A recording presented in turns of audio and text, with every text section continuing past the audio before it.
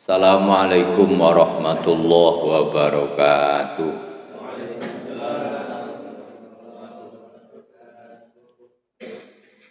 Alhamdulillah, alhamdulillahi rabbil alamin. Wassalatu wassalamu ala asyrafil anbiya'i wal mursalin, habibina wa syafi'ina Muhammadin sallallahu alaihi wasallam wa ala alihi wa sahbihi ajma'in.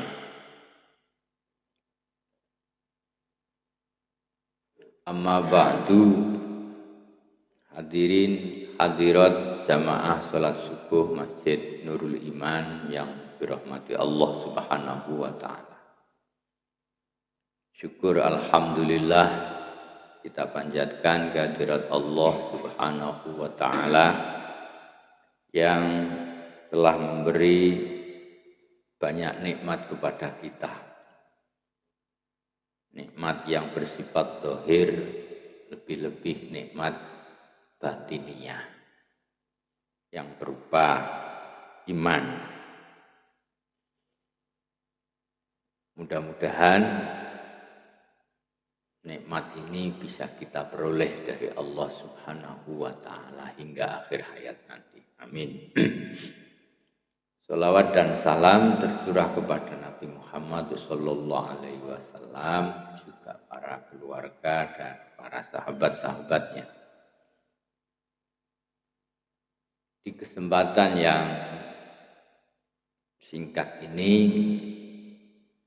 saya ingin mengetengahkan apa yang disampaikan oleh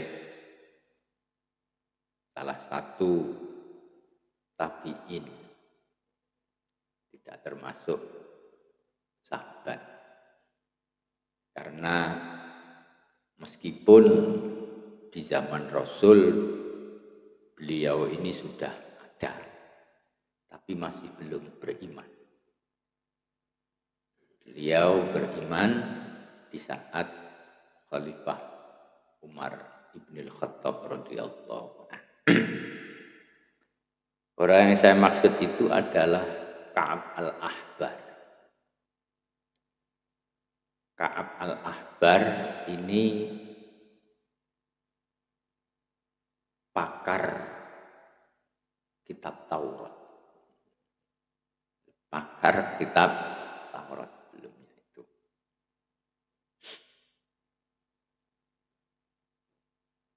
Tapi tentunya setelah beliau mengikuti Islam, ya ahli tentang Islam juga. Salah satu ucapannya itu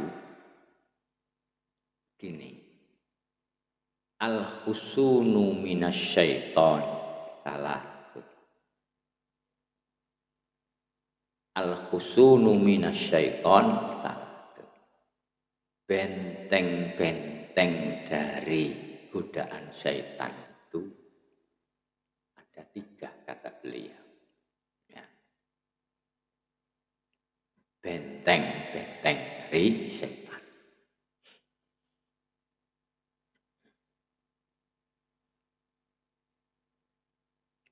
Yang pertama dari benteng-benteng tersebut adalah al-masjidu hisnun. Masjid ini adalah benteng dari godaan syaitan.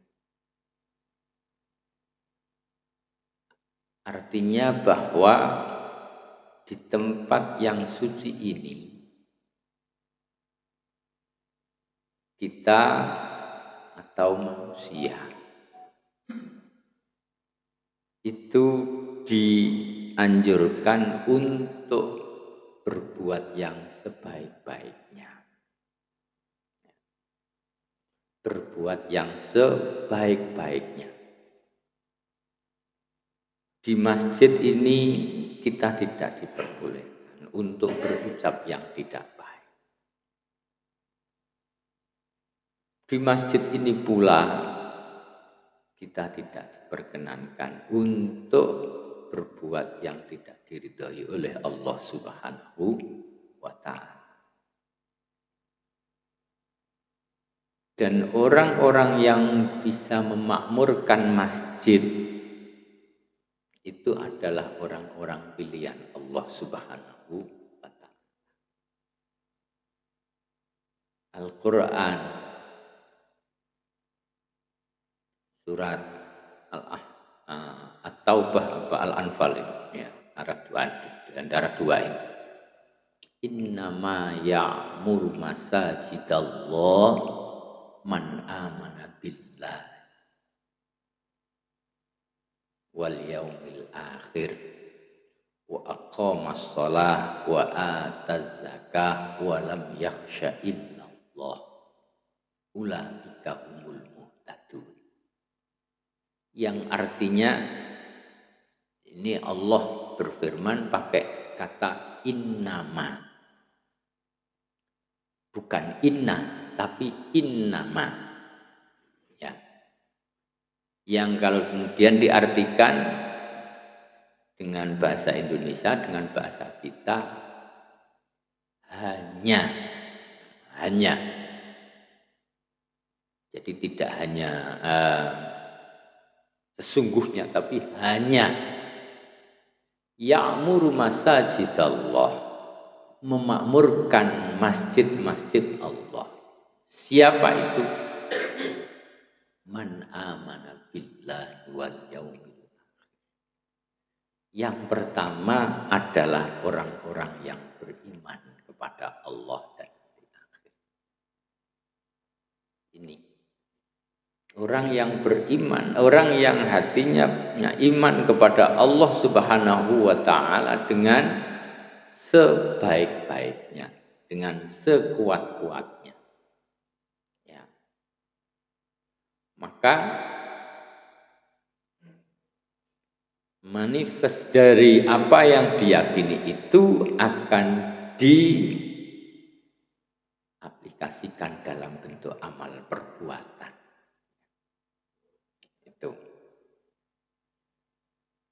Sehingga dia tidak akan berucap kecuali ucapannya membawa manfaat. Dia tidak akan berbuat kecuali perbuatannya itu membawa dampak yang positif kepada dirinya dan orang lain. Man aman billah. Yang kedua, wa aqamas shalah, orang yang menjalankan sholat. Orang yang menjalankan sholat dalam surat Al-Ahzab itu wa aqimis sholah innas sholata tanha 'anil fahsya'i wal munkar. Artinya orang yang berbuat melakukan ibadah sholat, perbuatannya pun juga akan dijamin oleh Allah Subhanahu wa ta'ala, tapi dengan catatan sholatnya itu yang baik dan benar ya. Benar menurut fikihnya, juga benar menurut akhlaknya itu. Nah, sehingga orang yang melakukan sholat macam ini akan berdampak tanha 'anil fahsya'i wal munkari. Kenapa kita itu sudah sholat sejak kecil, tapi kok masih suka berbuat fahsya dan munkar? Bukan ayatnya yang salah, bukan ayat Al-Qur'annya yang salah, tapi perlu dipertanyakan di mana kualitas sholat kita. Bagaimana kualitas sholat kita? Apakah sholat kita itu sudah sampai pada tidak hanya zahirnya saja, lisannya baca inni wajjahtu wajhiya lilladzi fataras samawati wal ardh anifa wa ma ana minal musyrikin. Tapi sementara hatinya juga belum ke sana.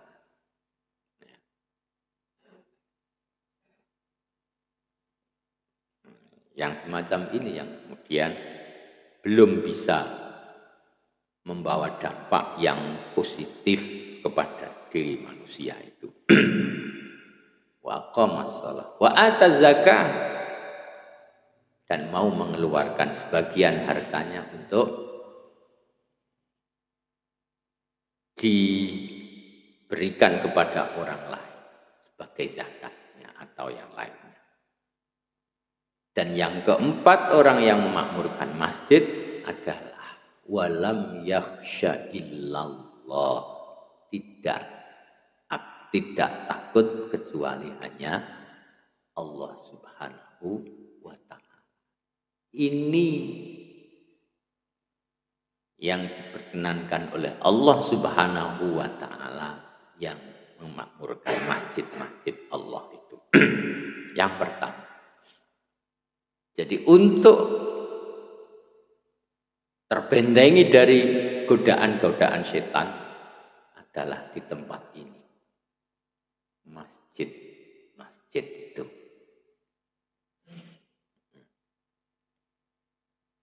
Yang pertama. Yang kedua,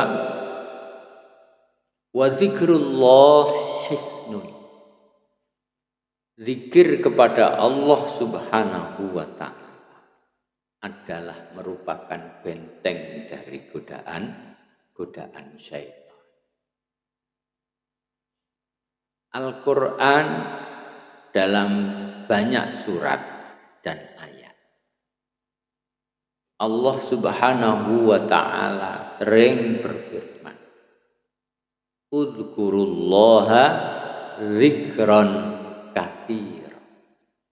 Ingatlah kamu, zikirlah kamu, zikron katsiron, dengan zikir yang banyak.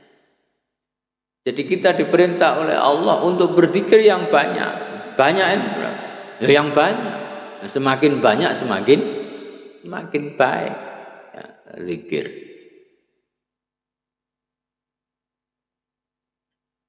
Oleh Syekh Nawawi Al-Bantani,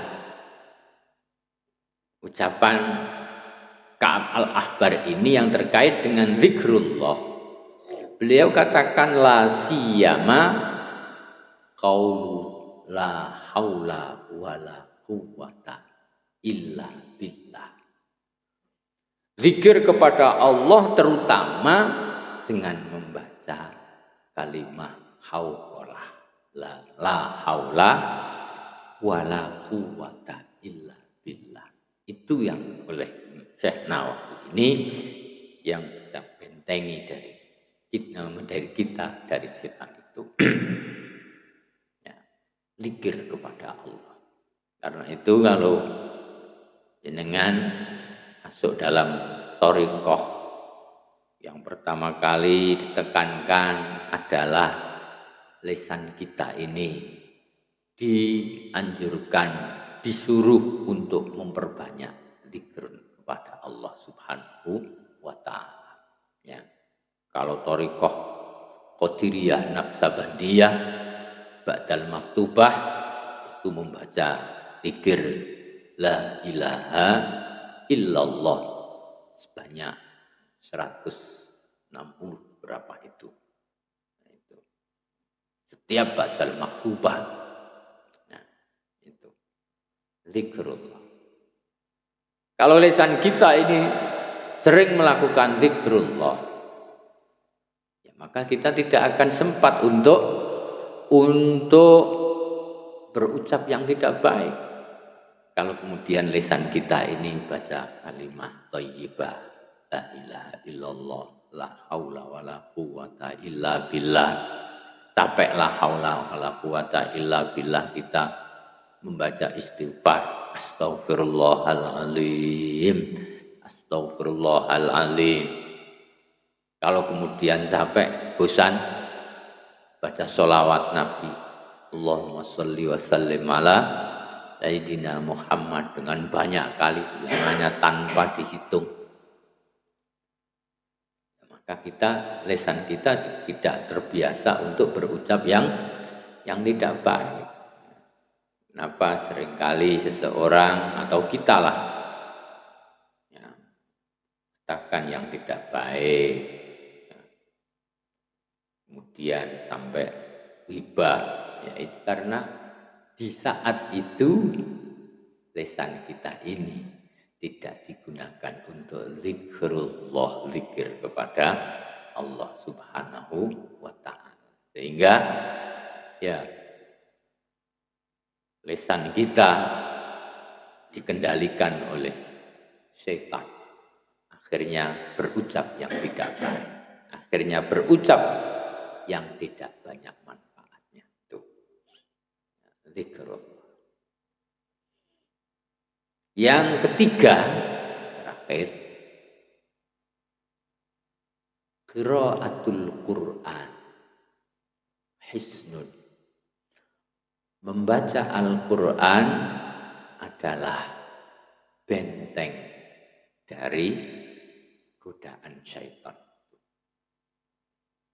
Kalau ingin diri kita tidak dikuasai syaitan, seringlah membaca Al-Quran. Nah, kalau kemudian disuruh memperbanyak membaca Al-Quran,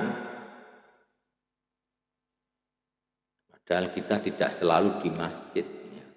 Masa membawa Quran terus? Ya tidak harus.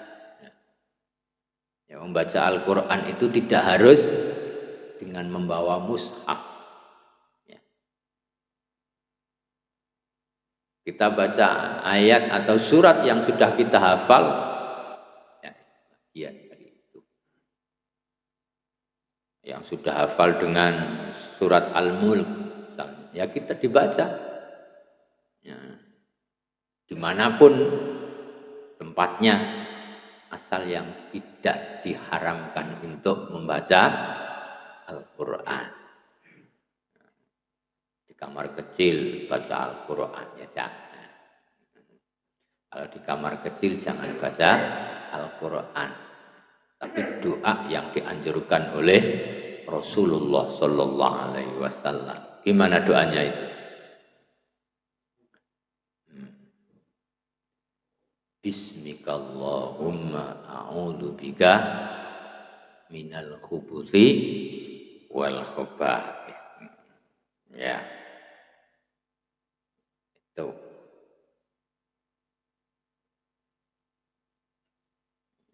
Doa-doa yang semacam itu yang dianjurkan. Jangan kemudian di mana saja membaca Al-Quran, di kamar mandi membaca Al-Quran dengan suara keras lagi. Tabarakalladzi biyadihil mulku wa huwa ala kulli syai'in qadir. Alladzi khalaqal mauta wal hayata liyabluwakum ayyukum ahsanu amalan wa huwal azizul ghafur, dan seterusnya.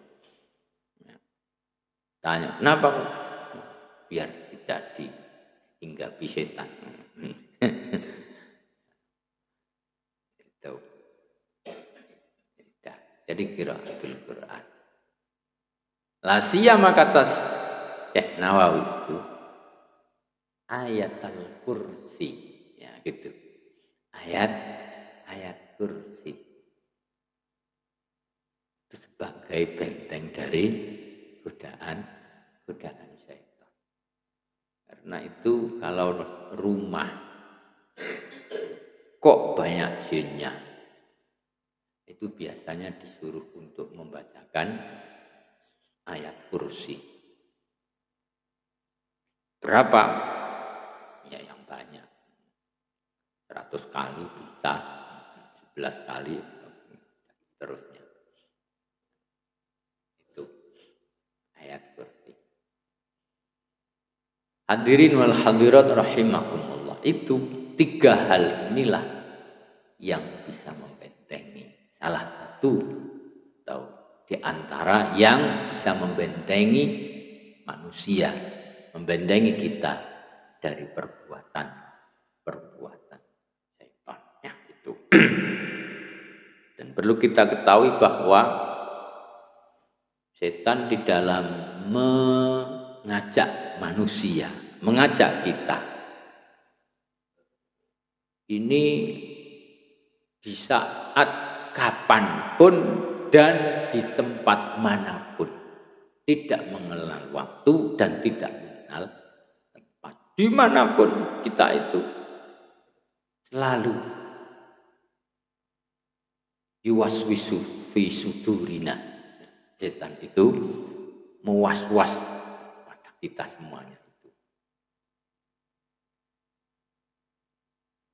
Bahkan di masjid ini pula setan pun juga ikut kepada kita, masih menggoda kita. Ya. Di tempat yang suci ini pula, itu kita pun juga sering digoda oleh yang namanya setan. Gimana cara menggodanya? Ya, hati kita kemudian kalau bahasa Jawanya dikilik ya, Pak.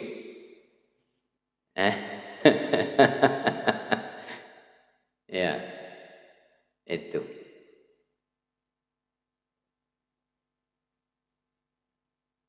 Jadi kita ini kemudian dikasih pengertian oleh setan. Gak usah lama-lama di masjid, gak usah lama-lama. Habis sholat terus sedang mulai ya. Di rumah banyak pekerjaan. Ya.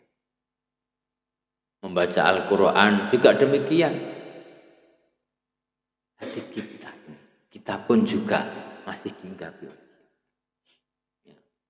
Masih terus. Ketika membaca Al-Quran, ya sudah tahu. Yang sebelum membaca Al-Quran, mata kita ini binar can orang Madura. Ya, binar.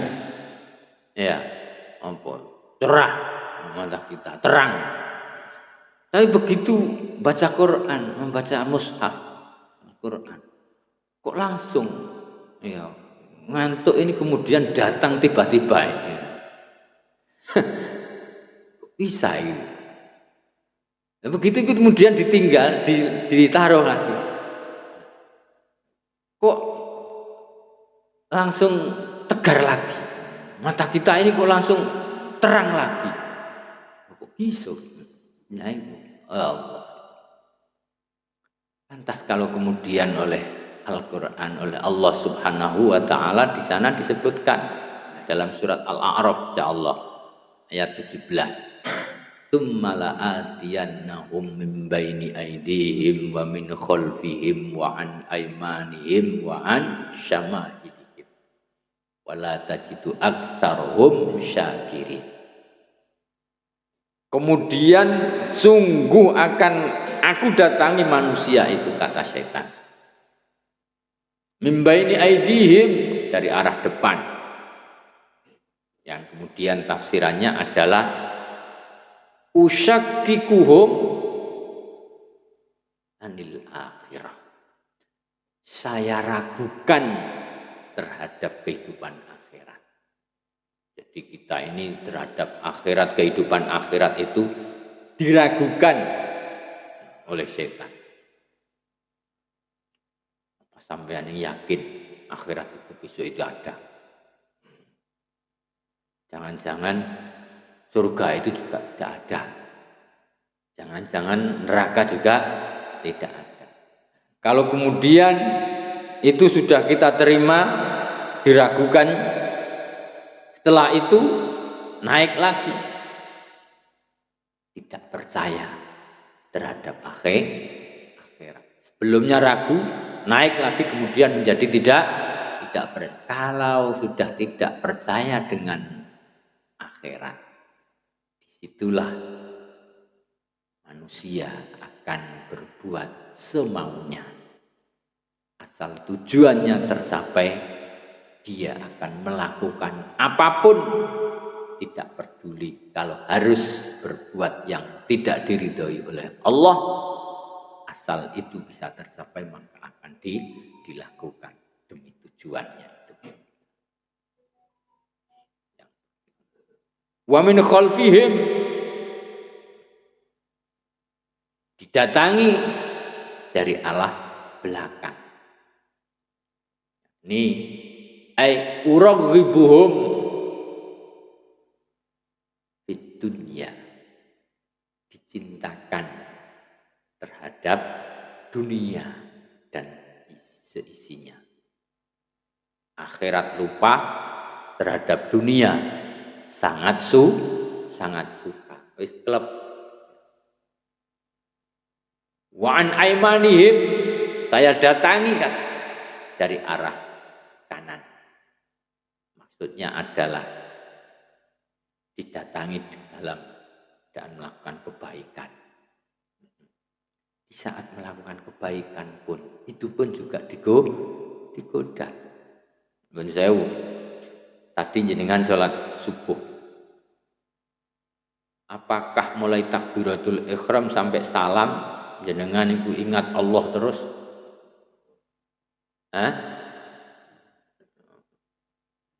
Jadi mulai takbiratul ihram atau mulai nanya niat sholli fardhu subuh. Allahu akbar. Terus hati kita selalu hudur terus. Hadir terus pada Allah Subhanahu wa taala sampai salam. Kalau tadi subuh 2 rakaat, 1 rakaat ingat terus. 1 rakaatnya ini. Kalau tidak 2 rakaat tidak bisa hudur, ya 1 rakaatnya lah. Jadi oleh separuh. Itu keadaan kita dalam melakukan ibadah salat. Artinya ada godaan syaitan. Wa an aiman, saat melakukan kebaikan.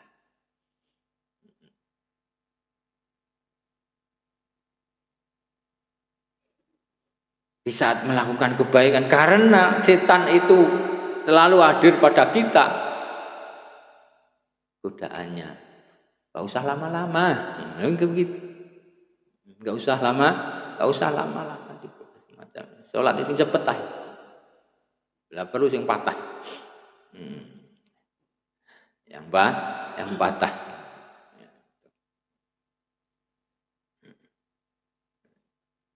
Wa an syama'ilihim, dari arah kiri.